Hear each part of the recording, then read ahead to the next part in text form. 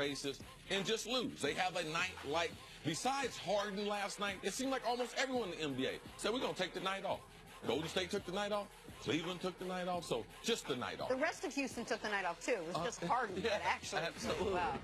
Finally, speaking of which, the Rockets hosted Orlando last night. Some of the Rockets hosted. All right, basically just James Harden hosted the Rockets last night. He had 60 points to go along with 10 boards and 11 assists. The first player in NBA history with 60 points and a triple-double. Now, the Rockets were without Chris Paul, without Trevor Ariza, for most of the game without Eric Gordon. So, Nick, how impressive was Harden's performance last night? It is as impressive of a regular season performance as has been produced in my lifetime. It is right there with what James Harden, by the way, did on New Year's Eve last year when he had 53, 16, and 17. It is right there with Kobe's 81-point game, Kobe's 62 points in 3 quarters earlier that season that gets overlooked. It's right there with anything LeBron's ever done in the regular season. To account for nearly 90 points of offense, points and assists, and it's a shame. The Rockets have an 11-game stretch where 10 games are on national TV. The one that is not was last night. So if you don't have a league pass, you didn't get to see it. But I was watching this game on the second screen with the Cavs game on the primary screen, and I ended up eventually muting the Cavs game, putting the sound on this one. Harden to get to 56, step-back jumper in someone's eye. To get to 60, an and 1-3 to ice the game. It was a tied game with a minute and a half left. Every single one of these points mattered.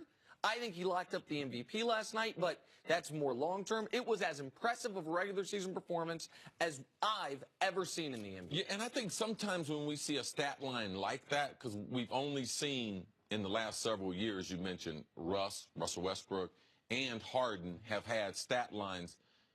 So 50-point triple-doubles. Yes, but, we had Chris Broussard on earlier talking about the history of the NBA.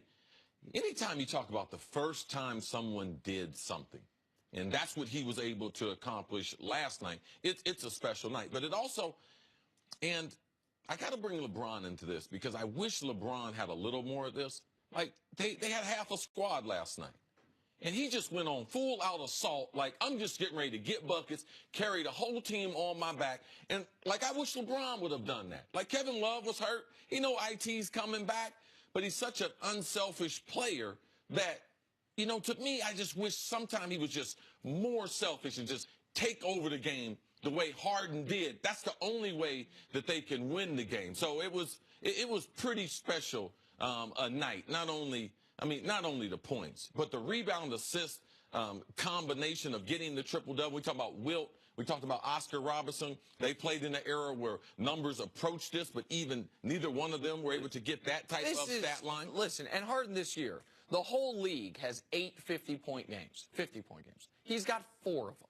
Okay? So he has half of the 50-point games of the entire league. And people, I think, at this point, we've become spoiled the last year and a half with these 50-point triple-doubles. Not 60-point triple-doubles, first one ever last night, but prior to the beginning of last season, in NBA history, there were 2 50-point triple-doubles. One by Wilt, one by Kareem. In the last year and a half, there have been 6. 3 by Harden, 3 by Russell Westbrook. So but don't get lost in how rare that had been. Yes. And we should mention, he's not 7'5".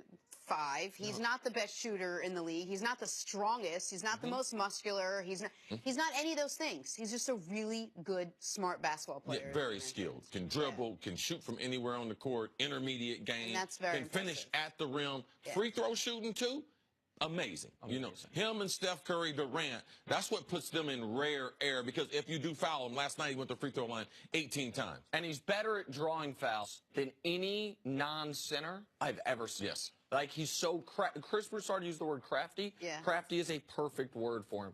He's great. He's going to finally win an MVP this year. All right, other NBA news. The big Blake Griffin NBA trade Monday netted big reactions Tuesday, so we were discussing it Wednesday. 6 months after signing a 5-year, $171 million deal with the Clippers, they traded Griffin to the Pistons for a handful of players. Needless to say, the blockbuster move sparked reactions across the league, namely LeBron James, who waxed poetic about the trade narrative in the NBA. Here he was before the game yesterday talking about when he heard the news about Blake being dealt. I just woke up from a nap and seen the news because I was like, little bit in shock when I first saw that. But listen, I know the business, and as unfortunate as it looks, you know the business, so it is what it is. When a player gets traded, they was doing what's best for the franchise, but when a player decides to leave, he's not loyal, he's a snake, he's not committed. That's just that's the narrative of how it goes. So I'm definitely I know that firsthand. Look, we always sort of knock some of these guys for not giving us insight into what they're really thinking. And LeBron is saying there's a double standard. When the team trades you, it's one thing, right? But then when you go somewhere else, all of a sudden, like, you know, you've done something wrong, or, you know, the fans start blaming you. Do you think, CC, that LeBron's right about a double standard? Of course, there will always be a double standard. You have to realize now that the players now, I mean, they are multi-millionaires, but the owners are billionaires. All right, the players are under a contract, under a work agreement. The owner owns the team, pretty much owns the stadium. Now, and it will always be that the owner will always be able to do that. It is a double standard. Is it right? It's just the price of doing business. Like almost all of us have a boss or have an organization that is going to be over us, that the decision making is not going to always be left in our hands. I think the sport is better off that way. That's the only way you're going to be able to do business.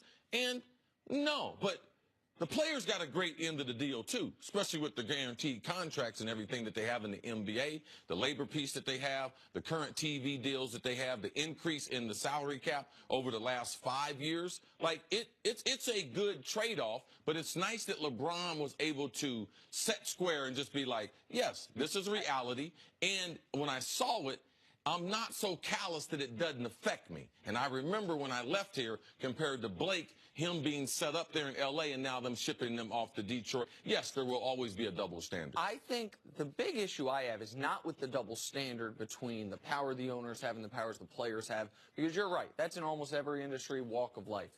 It's the way the fans react to a owner or a general manager doing what's right for business and a player doing what's right for their business. It is right, but a lot of times in doing that, what the player decides to do is not in the best interest of the fans' business.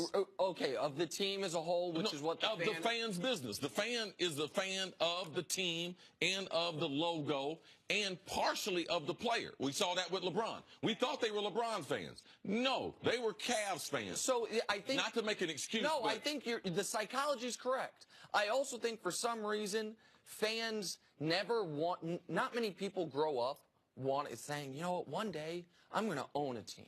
But almost all of us as little kids were like, one day I'm going to play in the league. I remember being 7 years old telling my dad, I'm going to be Moses Malone. Why I picked Moses Malone, I do not know. But I remember telling him that. Didn't quite work out for me. Most of us, right. And so maybe it's because fans then think, oh, I would love to be playing. And they don't think I would be an owner. But where we see it the most, the biggest discrepancy is with football. With football, when we will have 100+ guys under contract who are cut, and nobody is going to say, honor the contract, teams. Nobody's going to say, well, you signed him to a contract.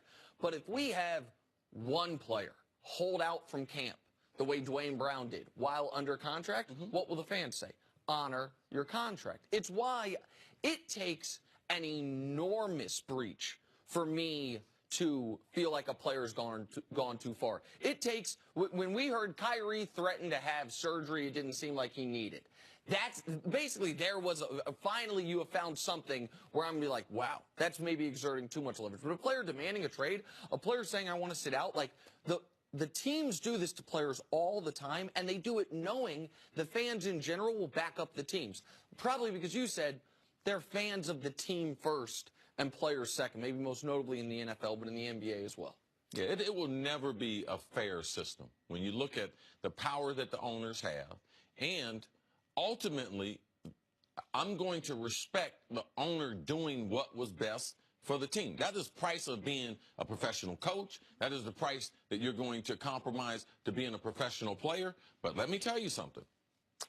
if you give me $170 million, you can trade me. I'll go to Lithuania.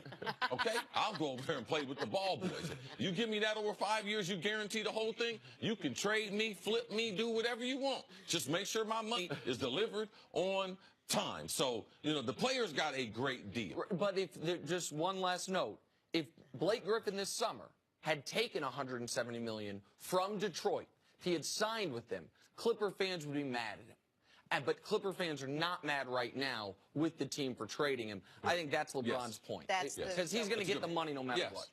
All right, coming up, the big NFL trade that could start a chain reaction. More moves to come. That's next. First things first. Charlie, man, y'all want to trade me?